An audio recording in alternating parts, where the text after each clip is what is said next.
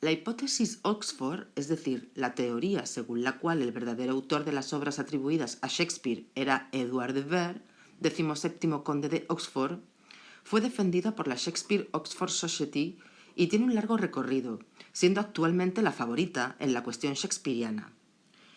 Fue Thomas Looney el primero en formular la hipótesis en un trabajo de 1920 y se basó en la nutrida biblioteca del conde, en su dominio de varios idiomas, sus viajes a Italia y la coincidencia entre algunos eventos de su vida y determinados episodios de la obra de Shakespeare. Desde entonces, los seguidores de esta hipótesis se han multiplicado y entre las filas de oxfordianos y oxfordianas se encuentran renombradas personalidades como por ejemplo Sigmund Freud. Tom Regnier sintetizó para la Asociación de Seguidores de Shakespeare Oxford numerosos motivos que en principio demuestran que Edward de Vere era en realidad William Shakespeare. Y en este audio vamos a traducir algunos de estos motivos. Principales motivos por los que Edward de Vere, 17º conde de Oxford, era Shakespeare, por Tom Regnier. La historia nos ha dejado muchas pistas que indican que Edward de Vere escribió obras dramáticas y poemas bajo el seudónimo William Shakespeare. Muchos creen que estas pistas, tomadas en conjunto, tienen sentido, que son congruentes para afirmar que el conde es el autor de Hamlet, el Rey Lear, los sonetos y otras obras tradicionalmente atribuidas al hombre de Stratford. Aquí exponemos las principales razones por las que se piensa que Edward de Vere era en realidad William Shakespeare. Primero, un escritor en secreto. Edward de Vere fue conocido en vida por ser un escritor en secreto que no permitía que se publicaran sus obras con su nombre. El primer crítico de Shakespeare, Francis Mears, afirmó en su Paladis Tamia de 1598 que Vere era uno de los mejores escritores de la época y aludió a sus comedias, aunque no nos ha llegado ninguna firmada con su nombre. Por su parte, George Puttenham también afirmó que en la corte existían aristócratas muy notables en la escritura de obras dramáticas, los cuales sufrían ver sus obras publicadas sin su nombre, por temor al deshonor y al descrédito.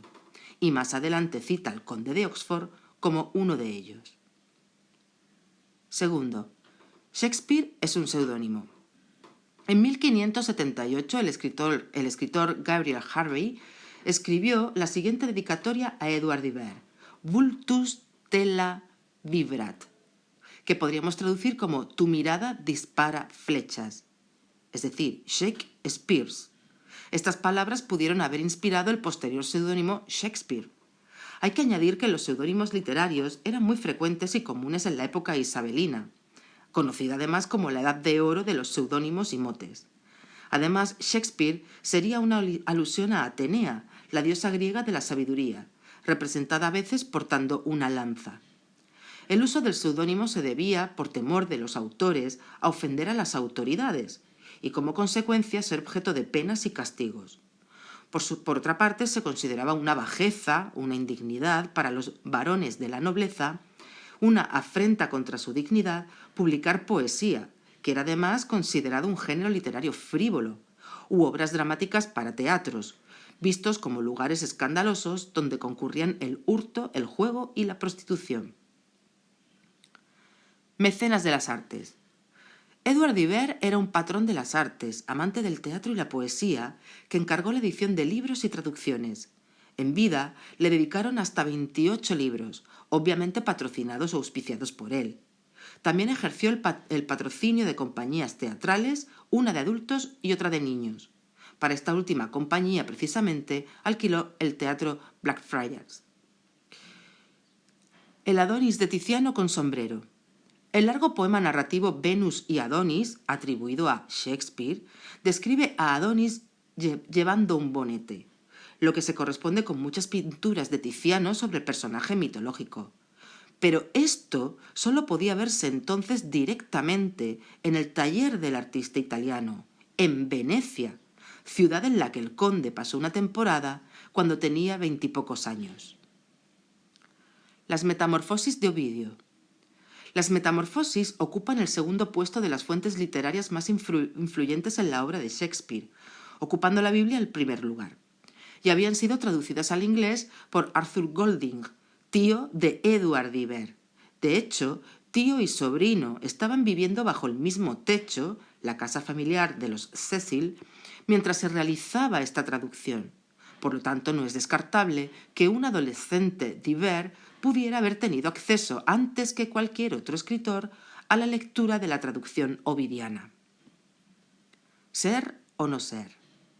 El famoso soliloquio de Hamlet se hace eco del De Consolatione de Girolamo Cardano, cuya traducción encargó el propio Edward de Vere, escribiendo incluso el prefacio cuando se publica esta traducción en 1573.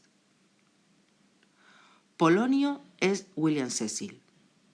El personaje de Polonio en Hamlet ha sido claramente reconocido como una parodia de William Cecil, con quien Edward de Vere tuvo una problemática relación, primero como su tutor tras la muerte de su padre y después como su suegro. Los consejos que Polonio le da a su hijo Laertes en la obra son muy similares a la lista de máximas y preceptos que Cecil impuso en beneficio de su familia.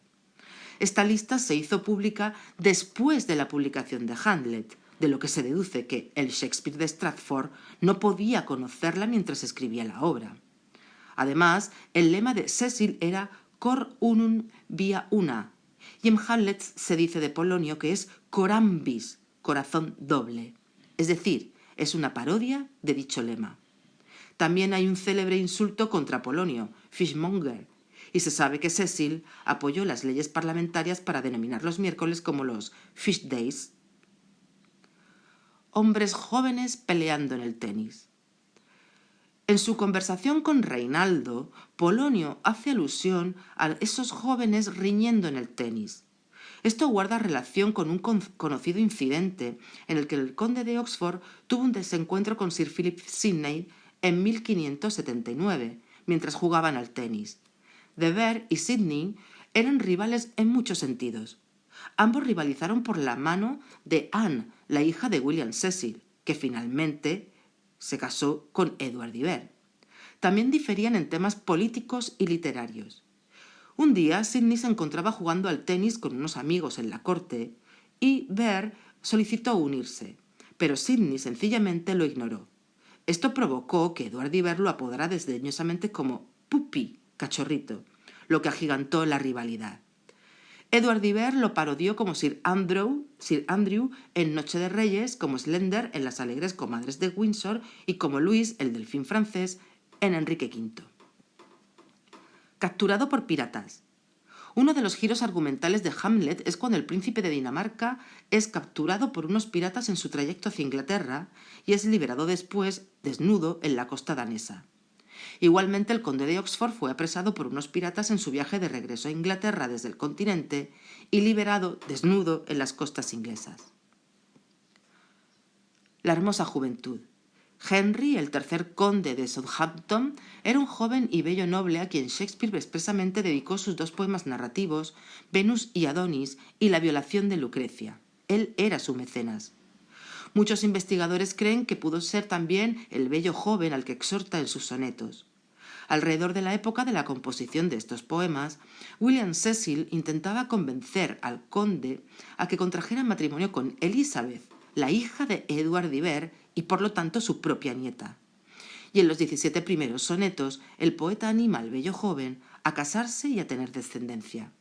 Si consideramos que Shakespeare es el autor de los sonetos, hubiera sido más que presuntuoso que un plebeyo escribiera estos consejos maritales a un conde. La Biblia de Ginebra. El conde poseía una copia de la Biblia de Ginebra, ahora en la Folger Shakespeare Library, con anotaciones personales que muestran una fuerte correlación con las referencias bíblicas de las obras atribuidas a William Shakespeare.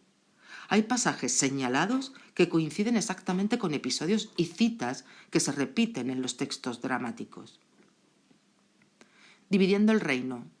Edward de Vere tenía 3 hijas, al igual que el rey Lear, y al igual que el rey Lear tuvo que dividir su reino entre sus hijas mientras vivía.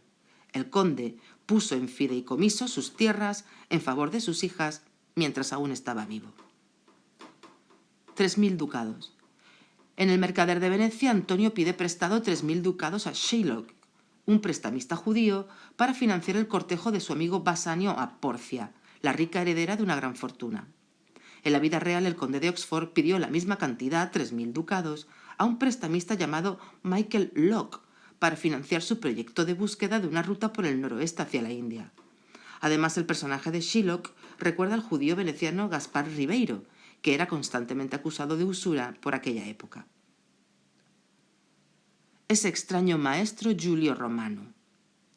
En Cuento de invierno se describe la estatua de la reina Hermione como una pieza elaborada por ese extraño maestro Giulio Romano.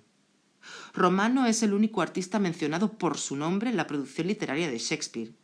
Muchos críticos se han llegado a mofar de que Shakespeare considerara a Romano un escultor cuando en realidad había destacado en pintura. Pero Shakespeare estaba en lo cierto, es decir, Romano también esculpió, como así lo atestigua la tumba de Baldassare Castiglioni en Mantua.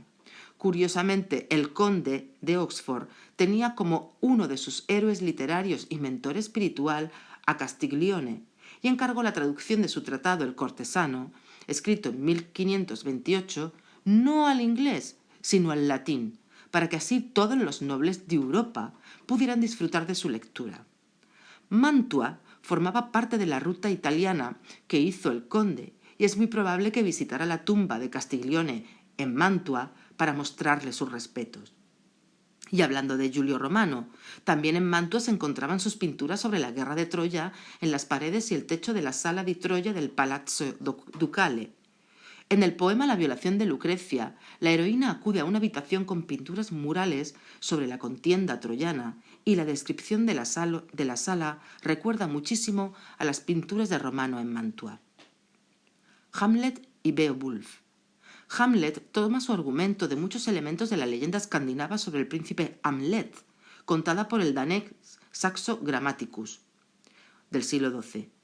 Esta obra fue traducida y versionada por el francés François de Belleforest en sus historias trágicas en 1570. La versión francesa se tradujo al inglés en 1608, después de que Shakespeare escribiera y representara a Hamlet. Solo una persona que dominara el idioma francés o el latín podría haber tenido acceso a esta leyenda, pero ninguna de las dos versiones contiene nada parecido a la muerte de Hamlet en brazos de su amigo Horacio. Esta parte parece inspirarse más en el poema épico anglosajón Beowulf. Cuando el héroe Beowulf se encuentra agonizando por las heridas tras la batalla contra el dragón, le pide a su compañero que le haga un túmulo en su memoria. Y del mismo modo Hamlet le encomienda a Horacio la misión de ser recordado. Pero en tiempos de Shakespeare, el Beowulf no era un libro que se vendiera ni que se pudiera encontrar en cualquier biblioteca. De hecho, solo existía un ejemplar que pertenecía a Lawrence Nowell, anticuario, cartógrafo, coleccionista y, precisamente, uno de los profesores de Edward de Vere cuando éste estuvo bajo la tutela de William Cecil.